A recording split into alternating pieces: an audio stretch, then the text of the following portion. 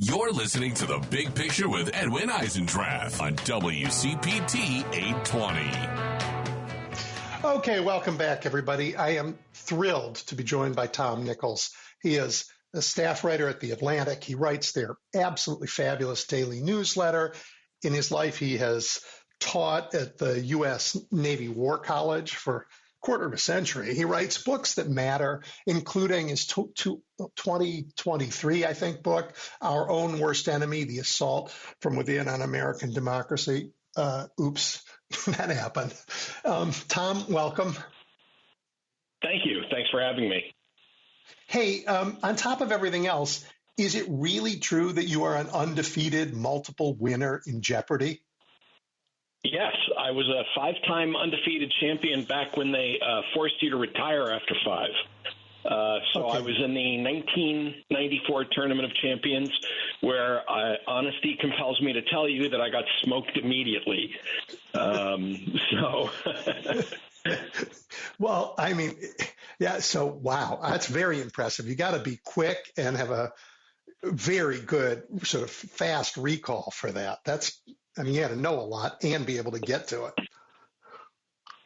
Yeah, I was younger and quicker then. I don't know if I could pull up those answers so fast now after 30 years, but it was quite an experience, yeah. Well, congratulations. Wow. And in your book, I want to talk, actually, I know it's not brand new, but before we're done, I have some things I want to talk to you about in your book. But let's start, because we have to start here. I personally think that Harris ran a fabulous campaign, and I think Trump didn't, which led me to the conclusion that for the first time I can recall, campaigns didn't matter a bit. Something else was going on. Is that right? What do you think? Yeah, there was something else going on, but there were multiple something else's going on. The book that you referred to, I actually published it in 2021. And ahead of, it's actually important to point this out because I thought Trump was finally defeated and gone. But I wrote it to say, look, whether Trump is, defeated, and the last thing in the book was what happened on January 6th. I said, the electorate in the United States and other developed countries is changing. People are becoming more transactional. They basically just look at politicians as, give me this and I'll give you that. They don't care about character. They are bored, restless, narcissistic. I talk a lot in both of my last books about this epidemic, going back about 40 years now, of increasing narcissism among affluent societies in the West, including the United States and Europe and other places. But there were also other things going on. I think, a lot of folks who were hoping that Harris could win made the assumption, and I kind of fell into this, trying to be optimistic, that Trump was so awful, that the things he had done were so unforgivable that America would be ready to vote almost for any reasonable adult, any decent person who ran. But I think, it was a bridge too far to say that America was ready to elect a black woman. And, that doesn't make it right, but that was part of the equation. And I think the other thing that happened is people just got it into their heads that presidents control prices. And when the overhang from inflation, even though inflation's back down to almost 2%, people, when Trump gets out there and says, I'll just fix everything, we've become a society that doesn't really think much about stuff like that. We just say, you know what, I'm busy. This guy says he'll fix it. I don't care if he's a bad guy and he's done bad things. He'll fix it. I'm going to go back to watching TV. Okay, so I want to take both of those points and talk to you more about them. The first one was that you thought that America just would think that Trump was too awful and unelectable, and they would have elected almost anybody else. I agree with that, but for this. I'm a huge fan of many of the things that Joe Biden did. But in retrospect hit me very, very hard. Whenever you're in charge of something, your biggest first job is to assess what are the biggest risks and to plan for those risks. And that's not what Joe did. He took on major issues in American economy that needed to be taken on, but he let the risk of Trumpism go. And I thought all along he should have treated Donald Trump the way FDR treated Herbert Hoover. And Herbert Hoover was not a terrible guy like this. But we should have spent every day saying, I'm fixing Trump's COVID mess every day. I'm fixing Trump's economic mess every day. And I mean, if the president, and by the way, prosecuted him faster, and if they'd done that job every day, I think your analysis would be completely correct. But instead, they normalized him. They let Trump make all of his liabilities into just politics, in which case they got discounted.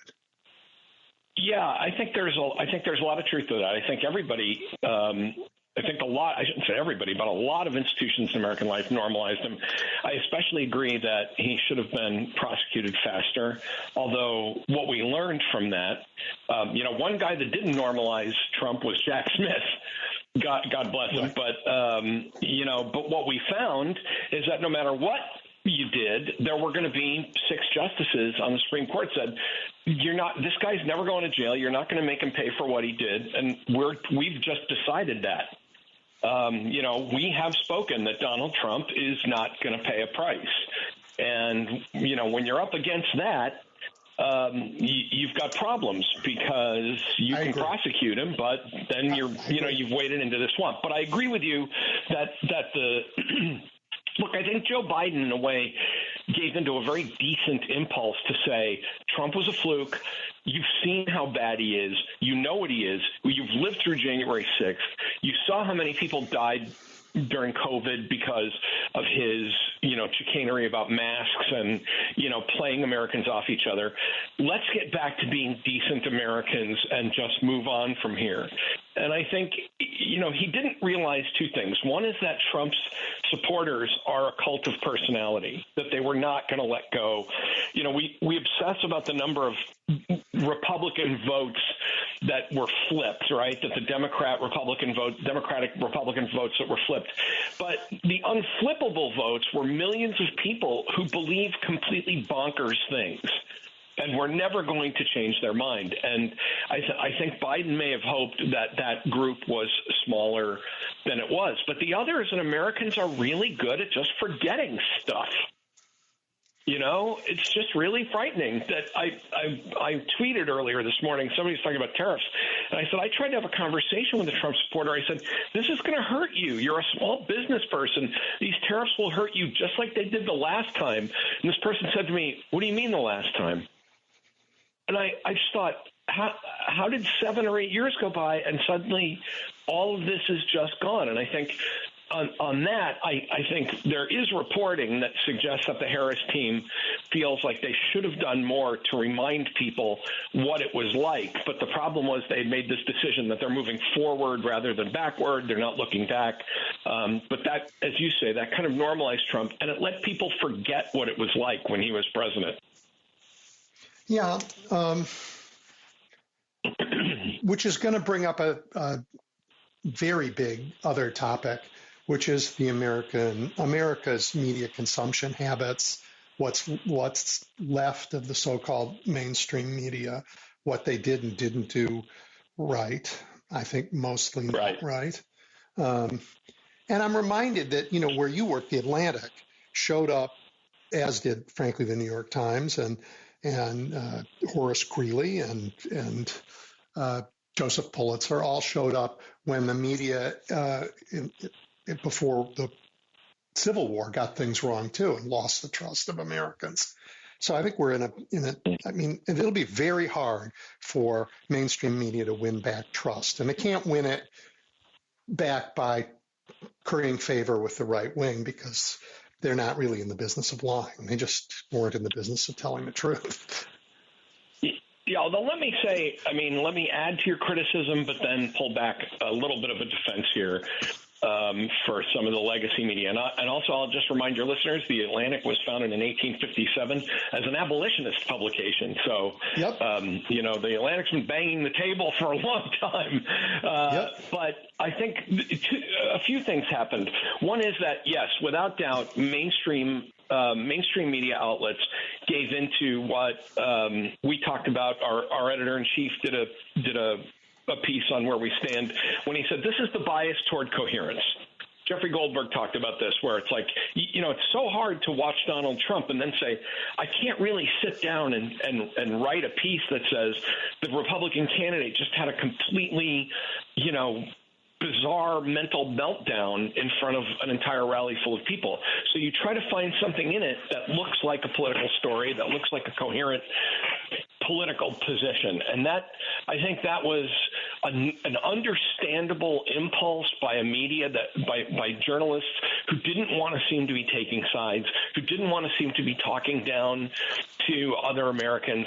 But Trump, at some point, and you saw this more toward the end when Trump just went completely off the rails, that, they finally started to report on it.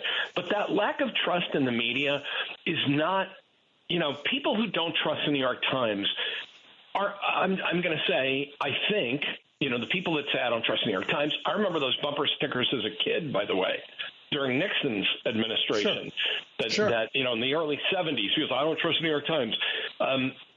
But the people that I knew that had those bumper stickers in my hometown didn't read the New York Times. They don't read the Washington Post. They hear about it from the media outlets that they pay attention to. So they hate the New York Times because that's what they hear from talk radio, from Fox, from, the other cable outlets. So they just say, well, the New York Times is the enemy of all that is right and good. The Washington Post is, this tool of big corporations. They don't actually read those outlets. So it's hard to rebuild trust with people whose going in assumption is that you're just corrupt. And I think that's part of this just division in America that's so hard to overcome. Well, yeah, that's right. That's why I don't think they will ever get the trust of the MAGA crowd. But people like me who saw 4 years of headlines that said things like, oh, this month's job numbers are great. Can it last? Oh, inflation is coming down. Will it go? Won't. But what about next month? And we had that. Here's why that's good bad news, for bad Joe news. Biden. The whole right, exactly. For 4 years, and then Donald Trump says, "I'm going to go visit labor union guys in Detroit," and they write, "Donald Trump's going to visit labor guys in Detroit." After all those lies they could have said, Donald Trump's going to visit. Donald Trump says he's going to go visit labor guys in Detroit. We'll see, right? But nope, didn't. Well, I wrote about this. I actually wrote a few pieces about this, and I said, because I'm a former Republican, and I joined the party back in the late 70s when, I was one of those moderate New England squishy Republicans. I wasn't a movement conservative. I was part of that distrusted Rockefeller wing, I guess. I was a working class kid in Massachusetts in the late 70s, and I wasn't going to vote for Jimmy Carter, and I wanted to feel optimistic about America. So, that kind of drove me crazy because I said what I saw happening is that Republicans for 35 years have worked the refs, that they have told the media over and over again, you're elitist, you're too liberal, you're biased, you're in favor of the Democrats, and on and on and on. And I think what you saw over the past 4 years was that somehow that criticism from the right, which was really I think in the 70s and the 80s, I think that was a reasonable criticism to make, that the media was leaning too far to the left. But they internalized that criticism to the point of obsession to say we have to be so fair that we're going to bend over backward for Donald Trump and never hesitate to criticize Joe Biden. And I think that's what you saw. And I think, that in its way is a form of bias. That's a form of bias that says we're terrified that we're going to be accused of being biased. Yeah. And I think it swung things in the other direction. I agree. Yeah. I think, and for me, when the straw that broke the camel's back for me was the horrid story when the New York Times said, oh, here are the two housing policies. Kamala Harris is going to do things that you would normally see. And the New York, I can hear from your voice, you know exactly what I'm talking about. Yeah, I know the story. I just was like, how could this have, yes. I mean, to clear it up, in case your listeners don't remember, it was, Kamala Harris's approach is some regulatory reform and loans and givebacks and, tax cuts. And Donald Trump's is mass arrests of immigrants to clear up apartment space in big cities. And it was like, they were presented as if, well, these are just two plans. No.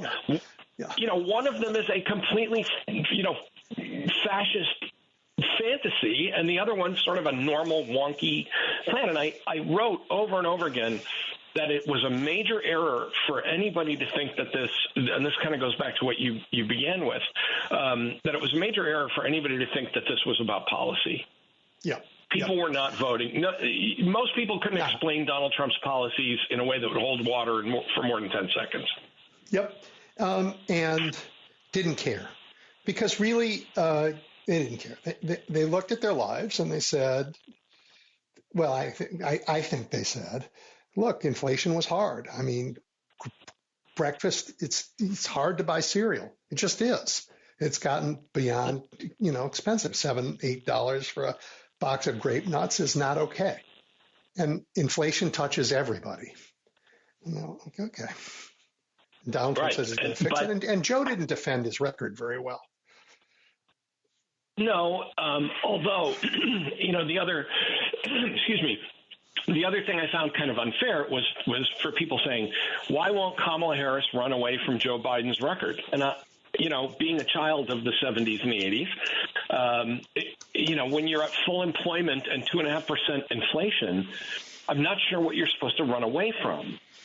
Because the structural problem for these people, for these voters, is they just had it in their head that the post-pandemic inflation is something Joe Biden created and he could fix. Right. And utter nonsense. That just that's not how it works. Yep. But I mean, she could have said, look, I on his economic plan, I'm going to try harder to bring prices down, which she did say. But she could have said, from the beginning, I would have done more to warn people about the damage that Donald Trump did, remind him so that you don't forget, so you don't make that mistake again. Right. And but that just looks like blame casting, unfortunately. Yeah, because it was so late, right? Yeah. I remain an optimist. I do. But not because I think I am Pollyannish about the threat that Donald Trump and the people around him pose to civil society and to democracy. And I think it's bigger than any time in my life. But I'm an optimist because of some paradox, some very big paradox that is part of our lives. Trump's been given this gift, right? A very strong economy, inflation tamed, huge infrastructure projects on the way. I mean, he can take a little off the top, like he's going to, and still be a hero. But if he does what I think he intends to do, build this costly and cruel internal gulag system for immigrants and no doubt some political enemies that he rounds up in, of 11 million. You can't be that careful, right? If he raises everybody's costs with this dumb tariff plan, if he lets his allies do fetal personhood and end abortion everywhere, no propaganda machine, not even the powerful one they built or even the captured courts will be enough to hold us back. And that's a paradox, I think, and one that, I'm interested in your thoughts, but I don't think he's going to take the safe path. Yeah, I think he'll try, and I think he'll be surrounded by largely incompetent and opportunistic people who won't have the sense not to try it. If that makes any sense, there used to be people who would say, no, you'd had John Kelly, for example, saying, no, we're not going to round up 11 million people because it literally can't be done. There are physical limitations to actually trying to do something that crazy. But you'll have people around Trump who say, sure, I don't know, why not? Give it a shot. And I suspect, Miller. that it will, and, it'll end in tears and recriminations. But you brought up something really important, Ed, which is that in January, Trump's going to start talking about the best economy America's ever seen, because by dumb luck, he's going to inherit that from Joe Biden. And the problem is that works. This is something that has driven me. It drove me crazy when I was Republican. Drives me crazy as an independent. That Americans think that presidents are Superman and they can simply change the economy at will. And he's going to play on that come January. So, people need to understand he's going to get a kind of honeymoon until the hot stove effect, kicks in. Because I think the one thing he can do that he can do easily with a stroke of a pen is he can start trade wars. And I also think, and I'm trying to be optimistic about this, but I really wonder what Americans are going to think when Putin really feels himself unconstrained and really starts ramping up the war in Europe. He did this morning. Yeah, Exactly. Unprecedented drone attacks, killing civilians in Ukraine, starting today. Yeah, and he's gonna start testing NATO, because this is his window. I mean, he's got 4 years now to prove that NATO can't function. And, there are enough. I mean, even without the United States, even if Trump, by law, he can't just pull out of NATO, but he can basically neuter our ability to participate in it. But there are 30 other countries in Europe, including some militarily capable powers, who may not take kindly to the Russians throwing their weight around, and bad things could happen. And I think Americans have, for 30 years, taken the supremacy of American economic and military power so much for granted that they haven't really thought about what could happen if that goes wrong. And that's the thing that, we can survive everything else. We can't survive the world plunging into war because Donald Trump, fired up some people at rallies. Yeah. So I wanted to talk to you about this. Nearly every American, almost every American, there's some who are really old, but nearly every American lives in the world created from the ashes of the Second World War. And has lived their whole lives that way. And that era, we've had wars in that era, but historically, let's call it what it is, the most peaceful and prosperous era in the history of mankind. And it's made possible, let's not be naive, my view, by American force and the deterrence it has had on enemies of that order and the reassurance it's given our friends. And I am afraid that era ended absolutely Tuesday. And we're returning. But that means what are we returning into? And I love your thoughts on this, because my mind goes backwards, not forwards. It goes to an age of imperium. This is our sphere, this is your sphere, and then we get in huge fights about what those boundaries are. Is it the 9-dash line? Is it something else? And we end up at big wars. I was thinking about this the other day as well, Ed, and I have to say, I feel privileged to have seen roughly the 15 years of the apex of American power and the culmination of the American century, basically between about 1985 and 2000. People forget how on the ropes the United States was in the 1970s. I mean, you and I are roughly the same age. We remember it. We remember talking about the Soviet Union was ascendant, America was losing the Cold War, NATO was going to dissolve. It was all over for us. And 10 years later, by 1985, that was a laughable proposition. I wanted to believe that what happened in 2016 was a blip, a fluke. But I agree with you. I think, we are living through the end of the American century. And what's really going to be interesting is to see Americans finally, the people that voted for Trump, having to contend with the reality that the goods and products and money and services and things that they rely on and that are so important to their standard of living will now happen at the behest of rules made in Beijing and Moscow. I think people just don't understand that once the United States is no longer the preeminent global power, that, the kind of, like on a practical level, the kind of supply chain disruptions that happened during the pandemic, the Chinese could make happen just because they feel like it. just to, rattle our cage, just to remind us to, watch our place. And people just don't understand how that works. Of course, Donald Trump loves these guys. He loves Xi and Putin and these strong men. He's not going to deal with that. I kind of grieve for that. I mean, I guess I feel like ever since 2016, I've had this terrible feeling about the decline of American power that Trump started us on. Biden, I think, did a brilliant job of holding NATO together, facing down the Russians, helping America reemerge out of that tough 4 years as an economic leader. But, 4 more years of Trump, I mean, he's determined to do it. Because that's the club he wants to belong to now in the world of, this fraternity of dictators. And I don't think the people who voted for Trump are really ready for what's about to happen to them. And I'm sorry to say that, but as I say, I feel the way you do. I kind of grieve the end of that period of American greatness. Yeah, and I don't blame Trump's voters.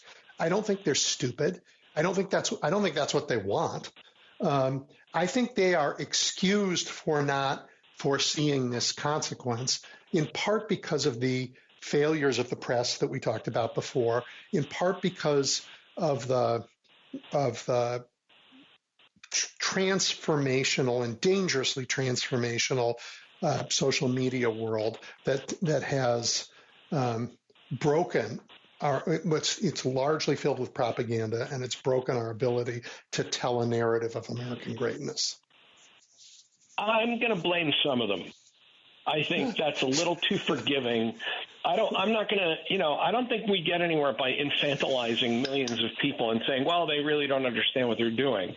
In 2016, I had a lot of friends and colleagues even who voted for Trump in a way that you could kind of understand this. Listen, I cannot pull that lever for Hillary Clinton. I've never seen what Trump can do. I think a lot of this is an act. He'll bring in good people with him. There were a lot of stories you could tell yourself. Trying to tell yourself any of that in 2024 is just a lie. It just really requires you to be so detached. I suppose the few voters you could really be more forgiving of, I guess, to put it in your terms, are the people who literally have been just checked out completely and who have no idea what's going on at all. But then, then we have a different problem, which is a completely uninformed sector of the electorate has no idea what's going on. I mean, the founders would be appalled at all of this. Yeah, they would. I mean, I think there is that uninformed sector for sure. But I mean, I'm thinking about the Americans who voted against abortion bans in their states and voted for Trump. They voted in referenda to maybe raise the minimum wage, and they voted for Trump. They don't want what he says he's going to do. They say, I don't believe him when he says it. I'm mad at the Democrats and Biden for what happened. And if it's a binary choice, I'm mad at them. I'm going to throw these guys out. Okay, but again, and I understand, I've seen this before, right? I worked in politics in Massachusetts, and then I worked in national politics. But I can remember having conversations back in Massachusetts with voters. And remember, back then, I was a Reagan voter. And I'd have conversations with guys who voted for Ted Kennedy and Ronald Reagan at the same time. Right. And I'm like, what are you thinking? I understand you voting for Ted Kennedy, or I understand you voting for Ronald Reagan. What I don't understand, and what you found, is it was very transactional. Well, Ted gave my kid a summer job, and he's going to bring a highway project. But I like the way Reagan talks, and he's tough, and I think he's fun, And I mean, really, this is not a healthy thing. And with Trump, again, I think in 2016, you could make these arguments. In 2024, to say, well, I'm just mad about inflation and I'm going to punish Joe Biden and Kamala Harris by electing Trump, that's a much more understandable position if you've never seen what Trump does. And I think the strangest thing that comes out of some of the exit polls, and I know that there's been reporting that the Harris campaign has been looking at this, is somehow people just said, all that terrible stuff that happened when Trump was president, it's just not his fault. And I think that's a really worrisome thing, because that's Trump's message, right? Yep. I take no responsibility. It wasn't my fault. Anything. Well, for credit anything. for everything, blame for nothing. We elect presidents to be responsible, and when you have millions of people saying, Joe Biden is totally responsible for what happened up till yesterday, and Donald Trump has no responsibility for anything that happened for 4 years. Again, I think you really are in a kind of entertainment space, and I think this goes back to your point about, the right-wing media ecosystem, which treated Donald Trump like an ongoing TV show.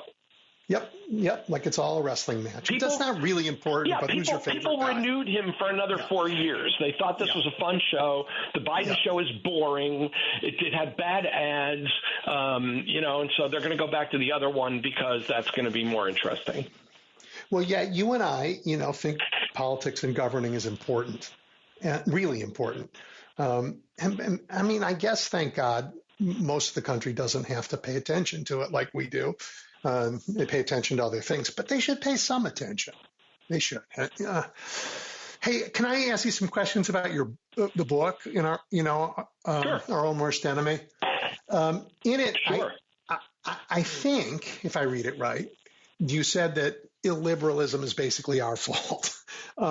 And I think it's worth taking a minute to understand what you mean by illiberalism and sort of how we brought ourselves to this terrible place. Because forgive me, I know it's radio and I shouldn't do this. You sound like Book 8 of Plato's Republic. Well, I did I did get my graduate degree at Georgetown, and I did have to study that book with the Jesuits. But I think it's a simpler point, and it's a global issue. I mean, illiberalism is a global movement right now of people, and what I mean by illiberalism is people using the levers of democracy to vote for people who are going to take away their democracy. It's basically like, saying, I'm an American and I have rights, and I'm going to vote for the guy that's going to take away my rights because that will punish other people too. I want to vote for somebody who's going to make us all suffer because at least that way I won't suffer alone. Got it. So the liberalism is not an economic liberalism. It's a political one. It's political illiberalism, exactly. It's not. It has nothing to do with economics. It's people basically saying, I feel like other people are living better than I am. That I am looked down upon. I am resentful of the way they live. I think resentment is the driving force of global politics now. And where does it come from? It's not actually because there are many people who are poor and many people who are rich, even though that's true. The illiberal movement is not the very poorest against the very richest. What you find with Trump voters, just as you did with Brexit voters and illiberal voters in Italy and Poland and Turkey and other places, is that these are actually middle-class voters. Most of them are reasonably comfortable. If you look at the January 6th rioters, these were not unemployed factory workers. These were chiropractors and retired cops and real estate agents. And I think we lost some of the warnings of history from people like Eric Hoffer, for example, who in 1951 wrote about mass authoritarian movements. And he said, look, one of the most dangerous signs for society is the presence of mass unrelieved boredom. And a loss of values. I think the thing that Trump presaged for us in 2016, and you could already see it starting to happen in the 90s, is that once the Cold War was over, once living standards became very high, once technology began to really gin up an incredible standard of living that, that even within my lifetime I could not have imagined 40 years ago, people became entitled, they became bored, they became resentful, and that puts every government every democratic government on a treadmill, that it will exhaust it. Because democracy, liberal democracy, that is the one that is tolerant of other people, that is secular. I know people don't want to hear that, but, you know, the First Amendment, we are a secular country, secular, tolerant, cooperative, trusting. All of that is that's not based on the law. That's based on moral qualities within us. And if we abandon those, there's no form of government that will work. I point out in the book, James Madison, when he was arguing for the ratification of the Constitution, you know, people in Virginia said, well, what about checks and balances? And what if we have a president who's a bad guy? And what if Congress is whatever? And Madison said, look, you know, we have to be a virtuous people who elect virtuous people. He said, if there is no virtue among us, then we are in a terrible state. Yeah. And he basically said, if we're not good people, none of this works. And the problem is that affluence, rising expectations, entitlement, very high living standards. And again, this is among the working and middle class, not the very poorest. The very poorest actually vote in favor of democracy because they think government's going to protect them because they're powerless. Yep. It's the middle class that says, I don't think I'm being respected as much as I should. You know, I'm a 58-year-old guy, and I don't like that, you know, my barista with all her nose rings seems to have more social respect than I get. And it really is it's a very kind of petty, resentful approach to politics that I think in part, and then I'll get off my soapbox here, Ed, but in part I think this explains why it's so difficult to talk to Trump voters, because they become so incoherent so fast. They're just generally mad about the way the world looks.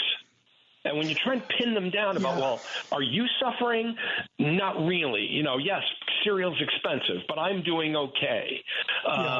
Well, you know, is this barista camped out on your lawn? You know, no, I live in an area that I like. You know, is crime affecting you personally? No, but I hear it's terrible in San Francisco. You know, there's always some excuse for feeling the rage that they feel. And again, those right-wing media outlets seize on this. And they say, yes, you know, the whole world is criminals and immigrants and trans people and whatever to keep them in this constant state of agitation. Yeah, I think they seize on this I would say they seed this. They certainly are one of the big causes of this angst. I think that's fascinating, and it brings us sort of to the last thing I want to talk to you about, which is like, I think politics is enormously important, but it is a child of civil society, and I think that's what you're saying. So I want to understand, like, so the 50-year-old guy is feeling disrespected because the barista gets more respect, and he lashes out.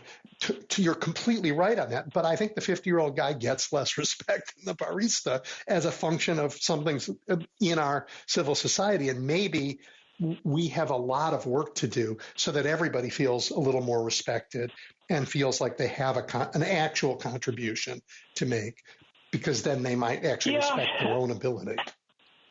Except that, you know, it's amazing to me that people, I mean, I had this argument with a friend that I grew up with, you know, working class guy with a high school diploma, had a house, 2 kids through college, a boat, you know, and he sat in my living room talking about how much the country had screwed him over. And, you know, as I said to some of the folks that I've known that long, look, you were brought up better than this. You know this is wrong. Your parents wouldn't have sat here and said, wow, you know, this country really hosed you. And, you know, because as I said, when did this occur to you? When you were on your boat? Because what did he mean by screwed over? Well, after pushing him hard enough, he just doesn't like the fact that our neighborhood is, you know, that the local barbershop became a Spanish storefront church. That, you know, that it's not full of kids from the baby boom anymore. That the lumber mill closed down, even though none of us would have wanted to work there. Right. You know, we had a lumber yard, right, like walking distance from our homes, you know, but it wasn't, nobody's big ambition was to go work in the smokestacks and the lumber yards. But the notion was, well, somebody should have, because that's how I remember my childhood. And I said, you don't even live in our town anymore. You don't live in the same place. But I think it's just this kind of, it's almost like a big, I mean, generationally, at least for those guys, it's almost like this huge midlife crisis where they're just mad about everything. Yeah. And you simply cannot reason them out of it. So change is hard for people. Social change is very hard. Technological change can be very hard. And we are in the midst of rapid and accelerating change in almost every possible field. I mean, and never in history we've seen as much change as we're seeing. And I think there's no place in the world where change happens as fast as it happens here. So how do we resurrect a set of values that we say we can hold to through this time of change? And because you're right, we're being buffeted every which way, and people are just raising their middle finger and saying, you know what, stop it. But the change isn't going to stop. So, well, as I've said to many, again, these are not just voters; these are friends. I've said, and I said this in 2016. I said, okay, you've won the presidency. He's got both houses of Congress. You win. What do you want? And there's this kind of moment of stunned, groping, because what they want is for it to be 1967 again. I hope that's not right, because then they really will get those gulags. Well, and one of the things that I think is really, and I talked about this in the book, and thank you again for asking about the book. This is also among younger people, false nostalgia. I cannot tell you how many times at 63 years old, I've had somebody who's 25 or 30 say, well, but back in 1970, 1980, you guys had it great. I've heard the same thing. And I say, you gotta be kidding. You don't know what the hell you're talking about. Live without your phone for a day. It wasn't hard to move back then because, we didn't have much. Maybe a record player if we were lucky and 4 records. Right. Well, you could afford good luck. You could afford a home. A family of 4 could afford a home on the father's paycheck. Yes, and that home was a 1-bedroom, 3-room walk-up. Where 2 kids and their parents all, lived in the same room. When my undergraduates would say this to me, I would ask them to raise their hands about a few things. I'd say, how many of you know what an oxygen tent is? And I'm wondering how many people even listening to us now know what an oxygen tent is. That if you had a heart attack or any kind of trauma or that they literally took a big plastic tent and latched it down over your bed and pumped oxygen into it and hoped that you could breathe. And by the way, while that oxygen tent was going, there were people in the hallway smoking cigarettes. I do the same thing with my students, only I use a card catalog in a college. I show a picture of a card catalog. It's like, what is that? Right. Exactly. Or a 19-inch television with rabbit ears, or a car.